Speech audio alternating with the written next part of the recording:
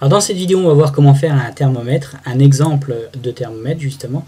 Et pour cela, on a la première chose, des atteintes d'objectifs avec des objectifs de manière ciblée et des objectifs de type actuel pour une année donnée. Alors comment faire ce genre de thermomètre d'atteinte des objectifs? On va voir ça ensemble. La première chose, c'est dessiner une forme donc qui va représenter votre thermomètre. Pour cela, vous pouvez prendre un rectangle comme ceci, le tracer et mettre le coloriel que vous souhaitez. Moi j'ai mis un coloriel de type gris. Vous pouvez même à l'intérieur de ce thermomètre mettre une échelle avec des traits. Donc pour l'insertion des traits, il suffit de se mettre dans les formes libres comme ceci et de faire des traits horizontaux que vous allez dupliquer un certain nombre de fois avec des grands et des petits traits. Vous les sélectionnez tous, vous faites un groupé avec un clic droit et vous groupez l'ensemble de ces traits. Et voilà comment vous avez votre graduation.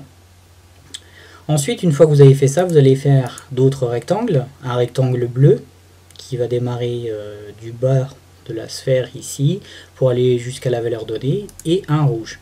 Ensuite, vous allez faire deux sphères, donc une sphère rouge et une sphère bleue.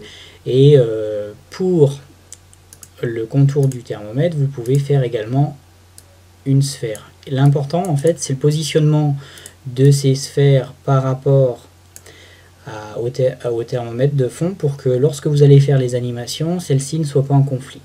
Après, vous avez la possibilité de fusionner les formes avec ici union par exemple pour avoir le thermomètre et il suffit de le mettre en gris. Alors vous pouvez mettre en gris avec un coloriel adapté ou un dégradé et un contour associé comme ceci. Vous pouvez prendre un rectangle à bout arrondi pour faire ce genre de forme. Une fois que votre thermomètre est fait, dans le principe, vous allez ajouter les animations.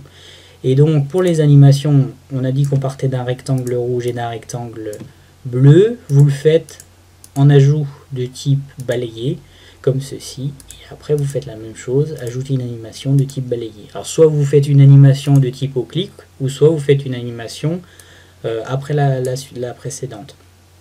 Et donc voilà, ce qui donne en termes de résultats ceci. Donc j'ai fait apparaître la cible et la valeur actuelle et ensuite je fais apparaître les deux valeurs avec une zone de texte avec le contenu de l'année 2015 et une zone de texte avec le contenu de l'année 2016.